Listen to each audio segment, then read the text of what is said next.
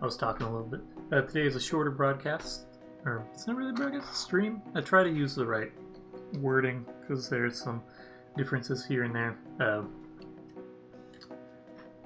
Today is going to be a little bit shorter as a result of the fact that I got stuff going on later. Also, it's Saturday.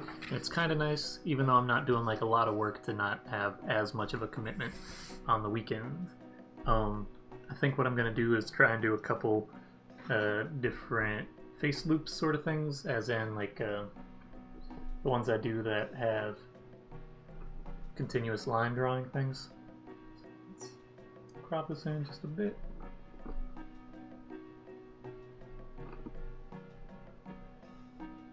Come on.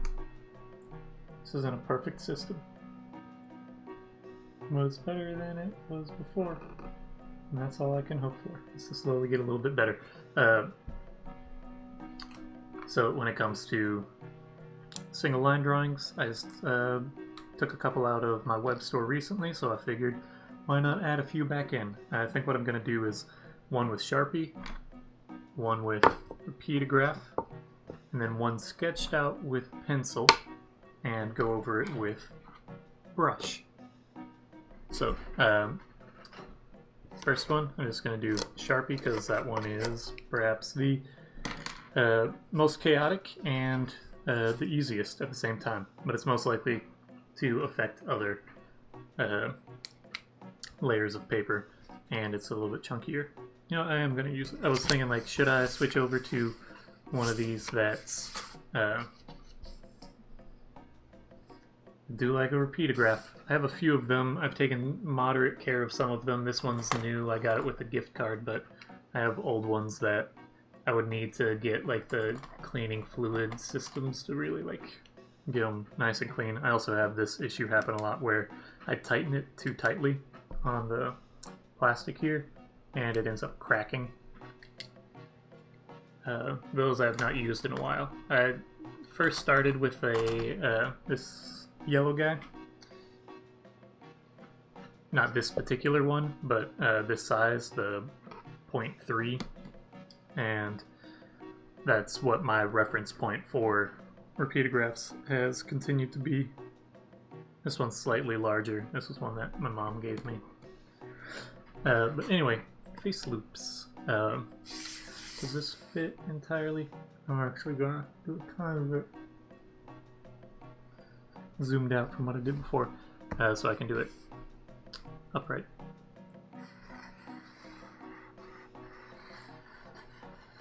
Part of this is showcasing that there's a different sort of quality to the line work.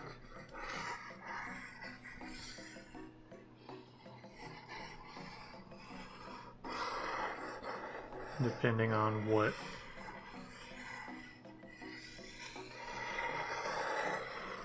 marking tool you use.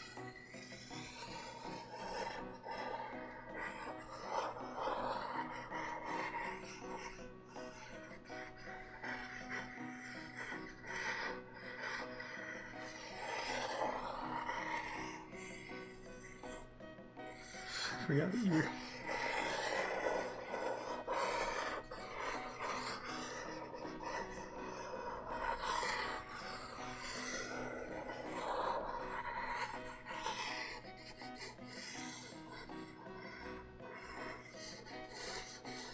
Sharpie is one of the faster ones.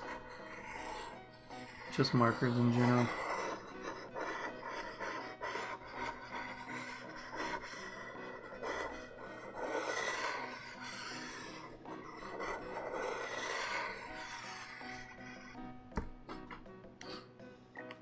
So this one's a little bit looser, but also has sharper corners. It's a weird sort of thing. Because it moves faster, it means that you make quicker decisions, or at least I do. Might not be true for everyone,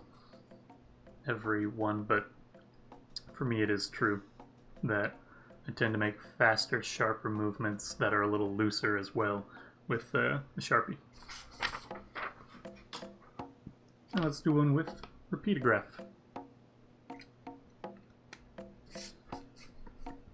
This is a thinner one So I feel weirder making quite as large. I already messed this up. I'm gonna actually start that over. Wasn't thinking. I usually don't do 3 from the get-go.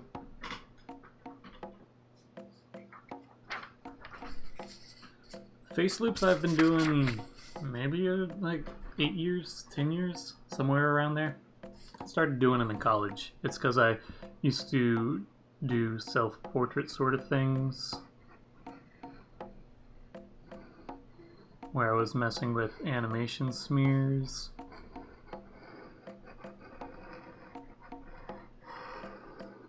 And drawing my glasses. And I can give you an example in a moment of that once I finish.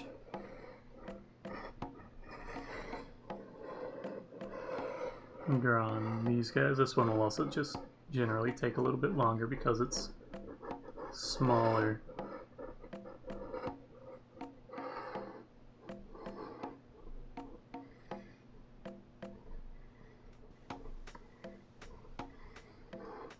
Quality of them has actually gotten a little bit simpler with time. It used to be more of just like coming off of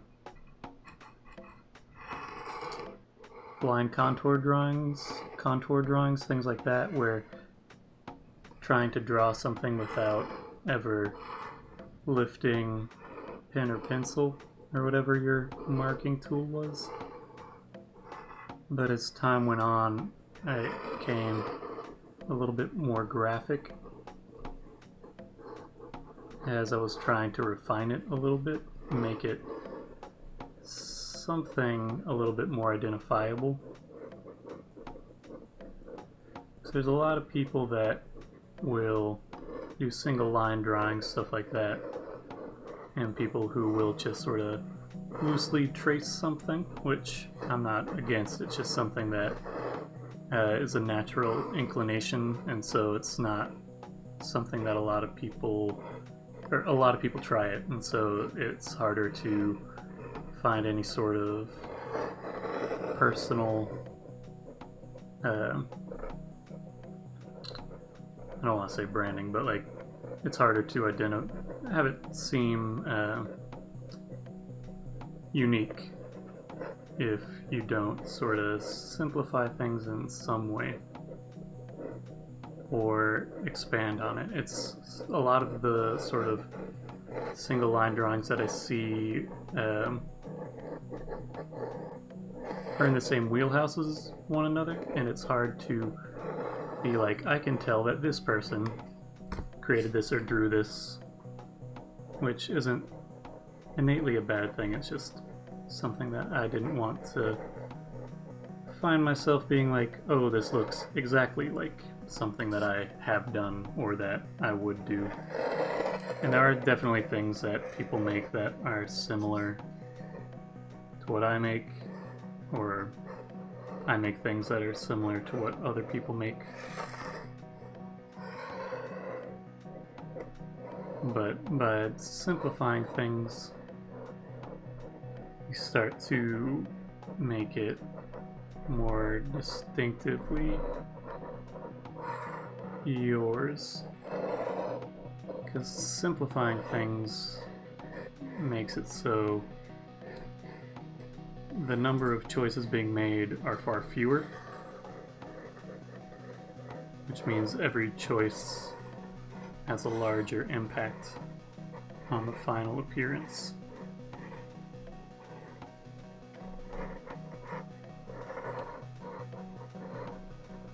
So very small differences have great influence over the understanding of the final work.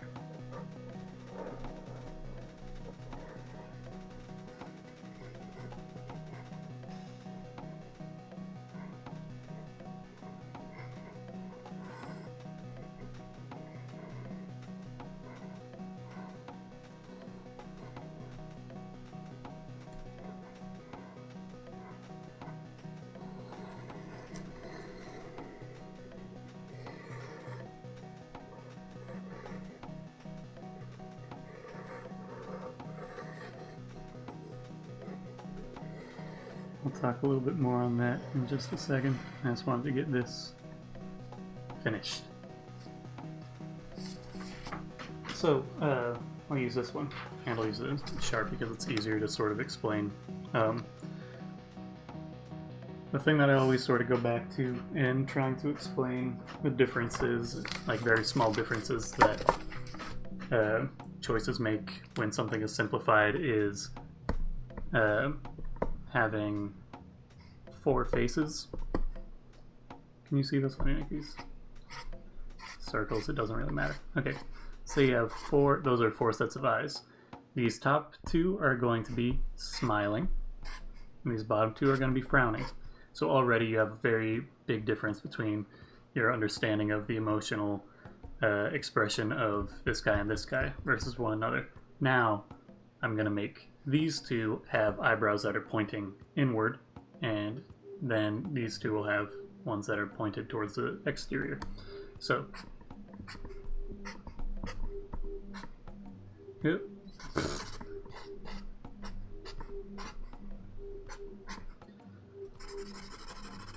So, this guy mischievous, this guy upset but angry, this guy upset but sad, this guy trying to hide sadness. But it's just these very simplified tools and changes in there.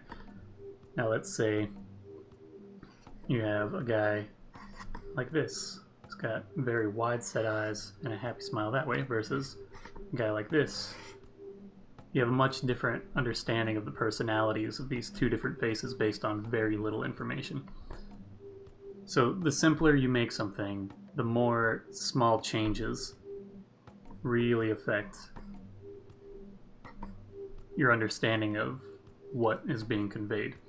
The simpler you make something, the more impactful minute changes have on the overall understanding. Let's also try it with doing that same thing of like wide set versus close together. And a little smile. This one looks dumber, and this one looks cuter.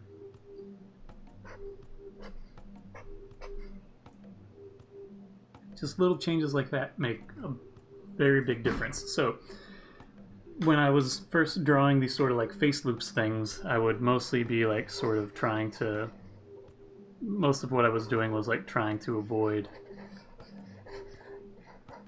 lifting my pen so that it would be like there's a constant line that's indicating where I've been, and trying to give all the detail of everything. And I can tell that's something I drew, but it's difficult. Like once you get past here, or if you're looking at something like this, it looks far less distinct.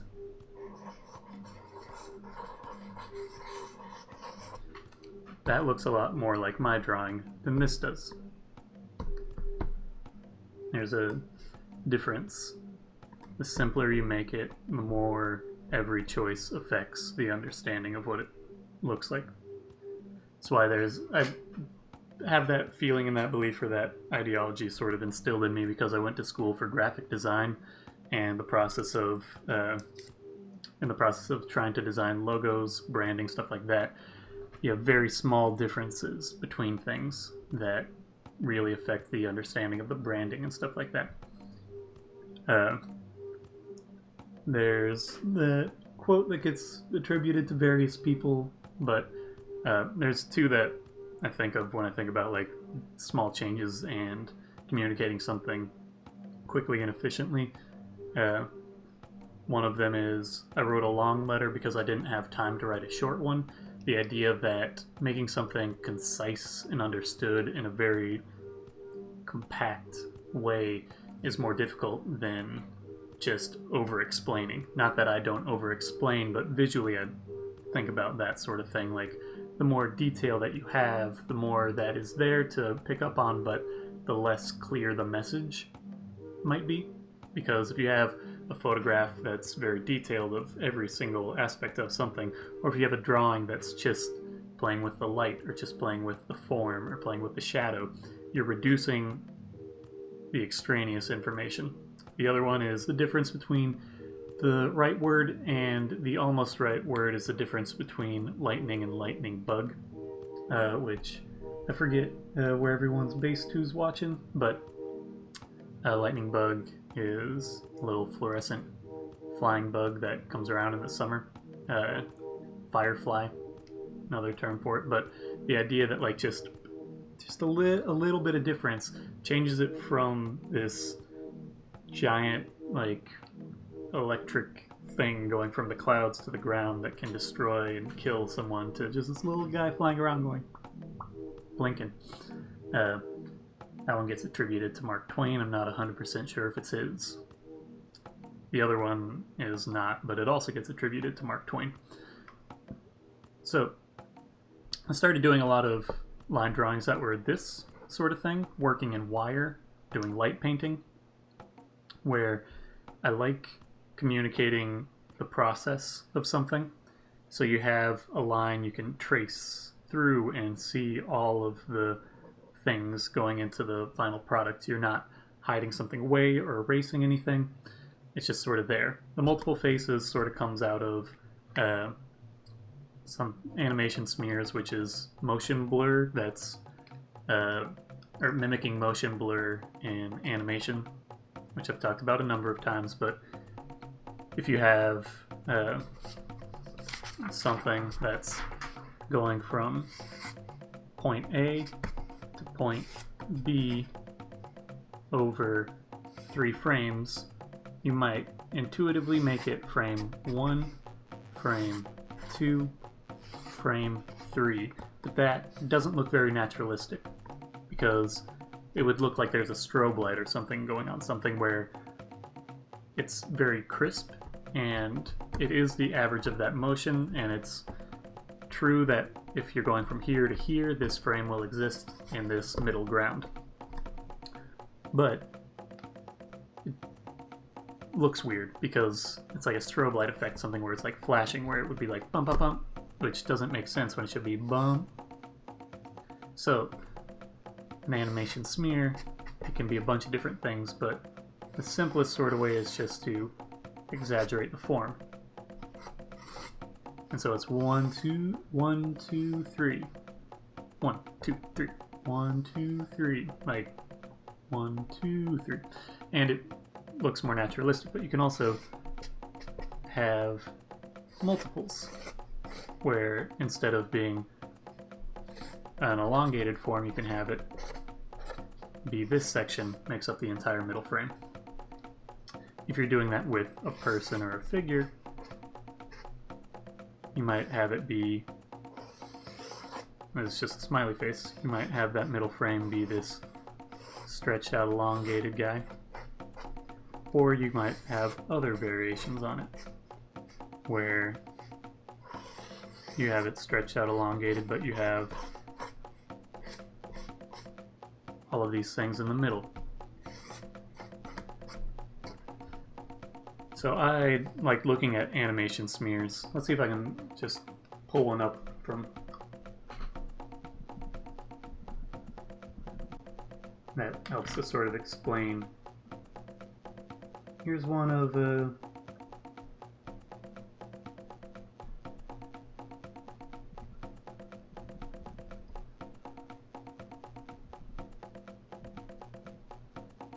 gonna just pull something in that's Daffy Duck. Image.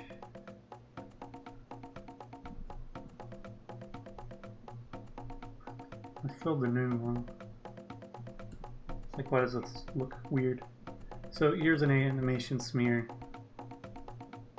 of Daffy Duck that incorporates dry brush as well. So this has a mixture of those sort of things happening. You have multiples, because there's multiples of the hand. You have these smears of dry brush where the medium is sort of dragged, but it's not painted flat. You also have stretching of the finger itself in the form. There's also a bit happening in the mouth. This backhand is a little bit abstracted, but I really like these as isolated stills and just saying multiples in general. So I started to mess around a little bit with that for doing self-portraits or things of that nature. So right now I have circular glasses, but in college I had rectangular glasses. So in self-portraits I would sort of simplify as something like this. Then I started adding additional pairs of the glasses to see how far I could go with the simplified thing of it. And also messing with doing that with those single line drawings.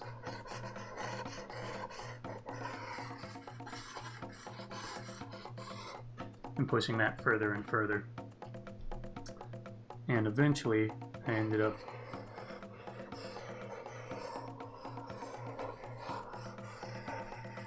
something like this.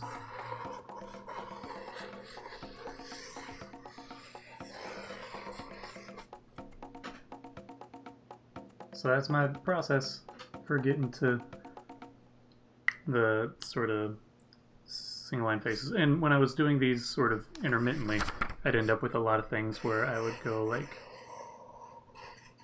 more detail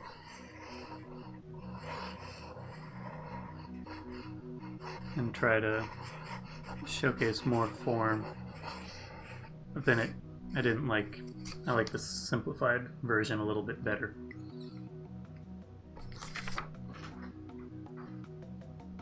So that's how I got to doing these sorts of face loops.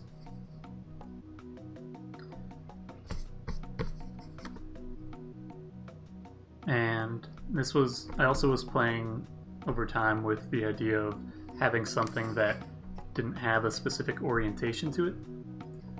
So you could rotate the drawing and there would be faces that were upright and faces that weren't upright.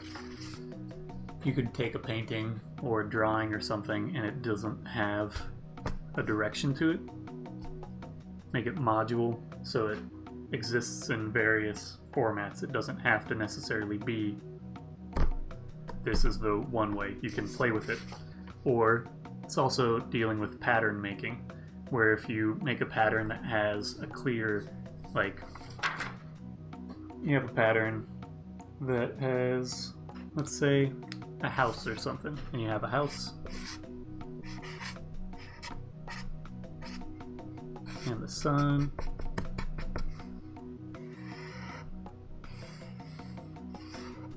and that's your pattern, that's your reference point. So to repeat it, you only really have the option of, if you were to, like for printing, printmaking, doing stamps, doing stuff like that, you only really have one option for how you can place the next version of that. But if you have something where it's just a sun and another sun, and you have one house that's facing this direction and one house that's facing this direction or something, and you have this pattern that has multiple orientations to it, your next one in the print or whatever you have could have rotated it this direction, where now you have sun up here, house over here, sun down here, and you don't notice those repeating elements. It doesn't look quite as repetitious if you have that slight variation in it, as opposed to having just rigid,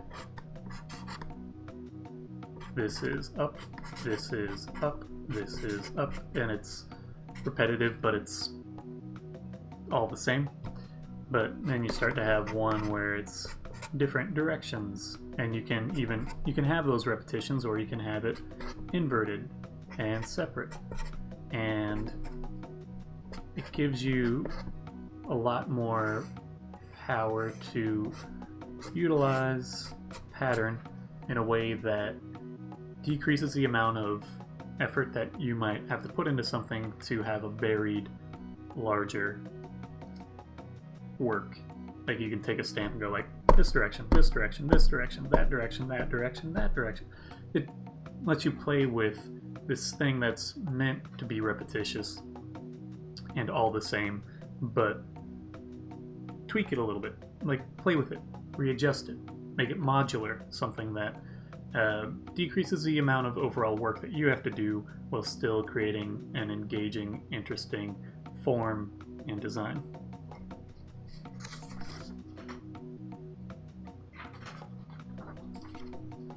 I can do these pretty mindlessly, but there's different orientations. And something like this, there's not an up or a down, there's an up and a down. There's an up and a down and a down. There's a left and a right and a left and a left and a right and a right and a left and a left and an up and a down and a down and a down and up and a down and a left and a left and a left and a left and a right, up, down, up, down, left. And that's how it goes. Thanks for listening. It's a nice thing to articulate every now and again. To reassure myself like why I made these choices years ago and that it still has some sort of bearing on things. This one I might mess with that simplified sort of thing by trying to just kind of fold this into 4 pieces and then have a face in each section.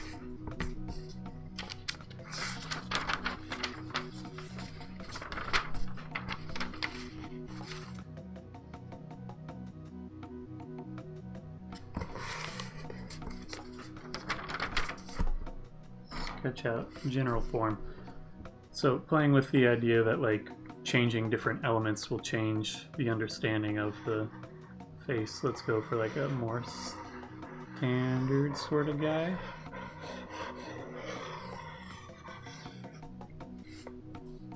Let's go for that same guy, but these top features are squished to the middle.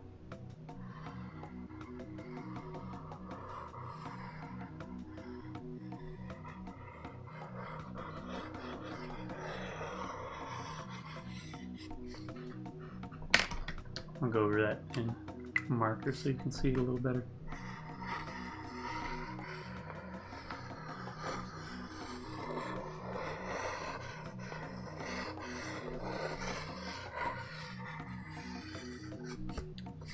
So that guy had more wide set eyes. In this one the idea is making it thinner on the eyes, but still pretty wide on the lips and everything else.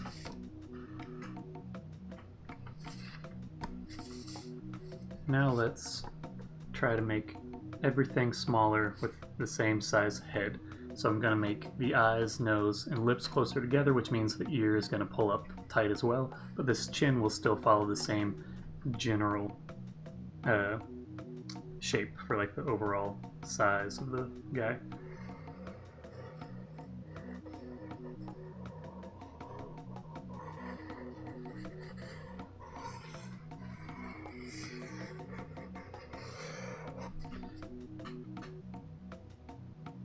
It's fun to play with. And now let's make features big as possible.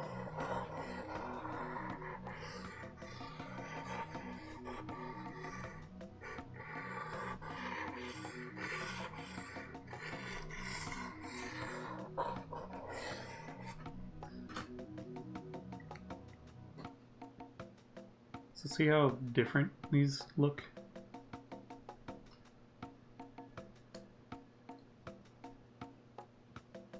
On this simplified little bit.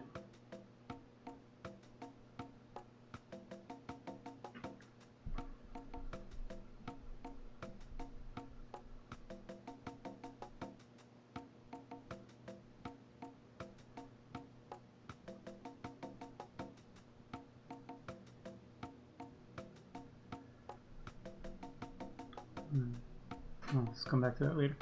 I'm going to try and trace these over as a single line deal. And I think that might be it for today. It's a shorter stream. I'll scan these and then you can look at them.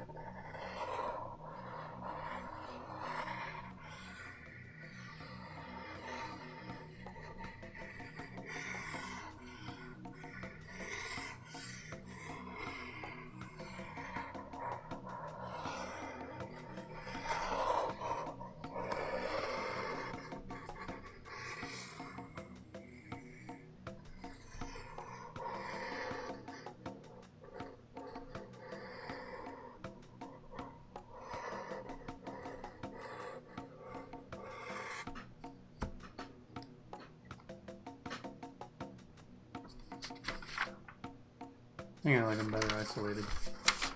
Anyway, let's scan some stuff.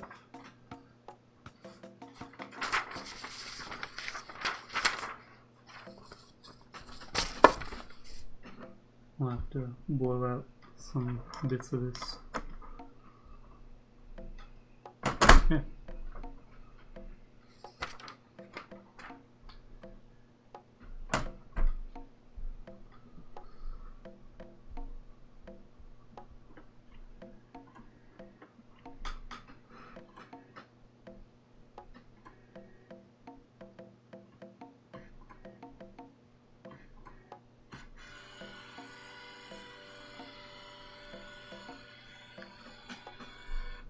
Clean this guy up.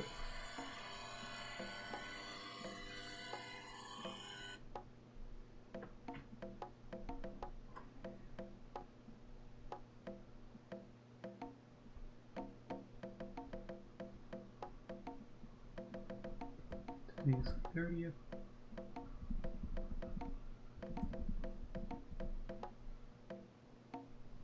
Location. Desktop. Live designs. New folder.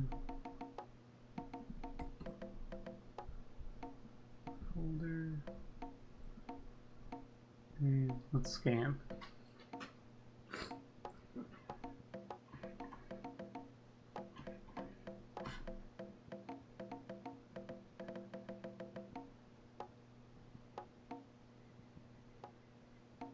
You guys got any questions, concerns, curiosities,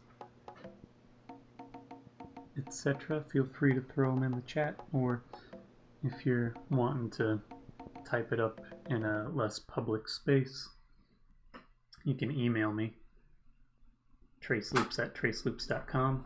You can also direct message me on Instagram if that's your preference. There are options that you have. I'm not as much for expressing feelings as it is exploring format and process. Perhaps I'm trying to find some sense of tranquility or comfort in the drawings. It's probably a reflection of me not liking to commit too hard to anything in particular. Which is why you have a lot of things that I do that are modular. And it's like, let someone else choose. It's your thing. It's not for me to decide. But part of that is me being like, I don't want to make any decision.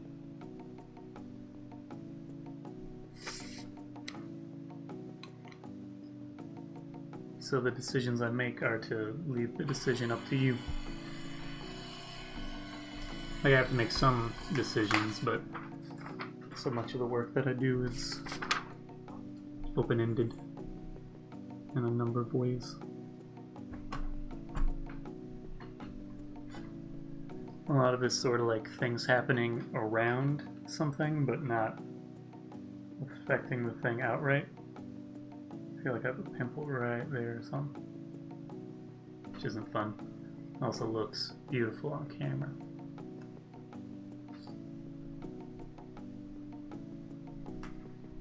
Photoshop is open.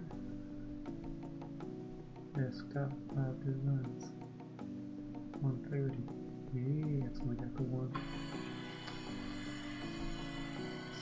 Let's pop over here. Throw 0 on that guy. Move these over into there. And show Photoshop.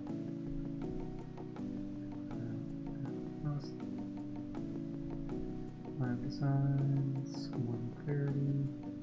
Grab 3 of these. These are pretty large because I scanned them at 1080. Let's see what just upping the contrast does on this guy.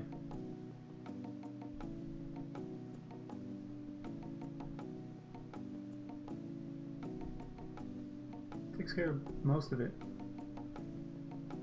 The only thing it leaves is the... Let's see how tight I can get this.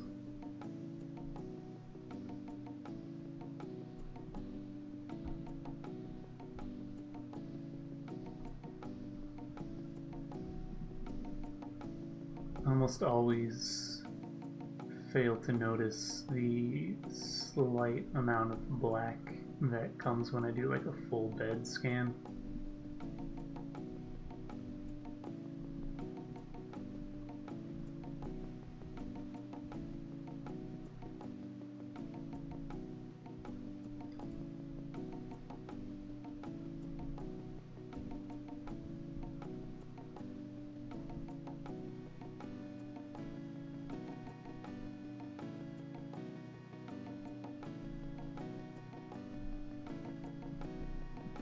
Just make this 1080 for the sake of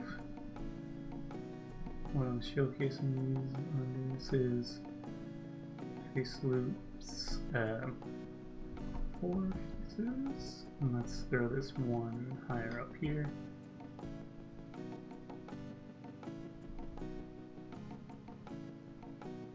Crop this down just a tiny bit.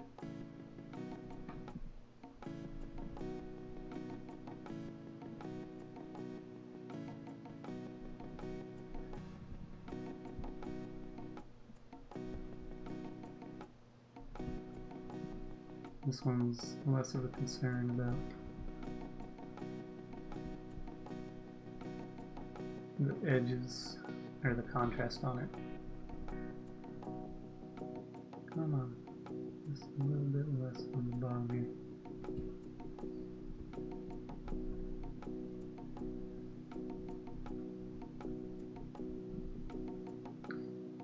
This is JPEG, face loops, marker. I'm going to save that one higher up.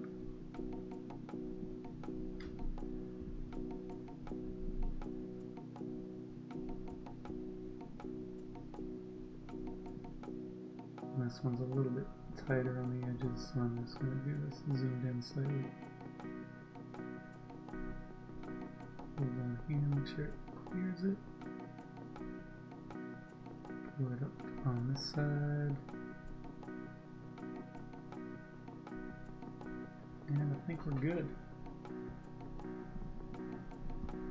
Let's up that contrast.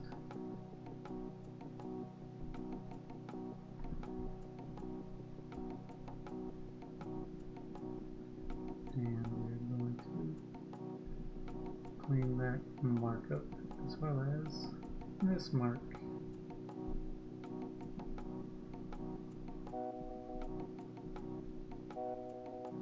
Okay, change the size to 80.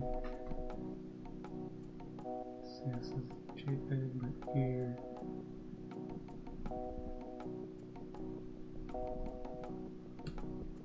Save those out and turn this guy off. Manage slideshow.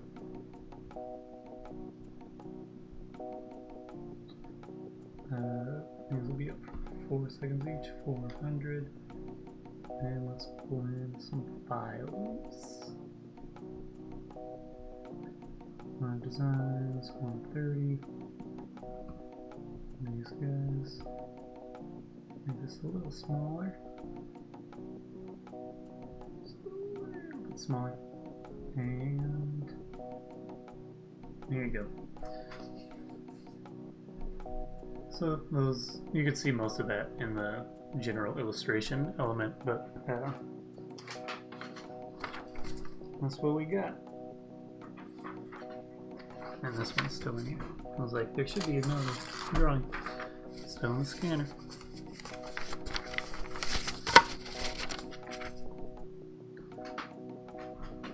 So, spiel time. While I'm doing this, feel free to throw any additional questions, or if you want more clarification on anything that I've said already, feel free to include that. But if you want to buy these drawings, or these drawings on shirts, or other drawings, or other shirts, or other merchandise that I have, you can check out and see what all is available at traceloops.com/store. If you are wanting to buy something and have it shipped outside of the US, there's not an option on the site directly, but I can work with you to ship something your way. Easiest way to do that is to email me, traceloops@traceloops.com. You can also email me with just general questions, curiosities, or if you're interested in a commission, something like that, feel free to send me a message. If you want to watch this stream or previous streams in full, you can find them uploaded to youtube.com/traceloops. There you'll find a mixture of this sort of work as well as time-lapse versions of these that are a little bit faster to go through. You can also, if you want to follow me on platforms other than Twitch, you can follow me on instagram.com/traceloops. You can also follow me on TikTok, tiktok.com/@traceloops. It's a lot of just the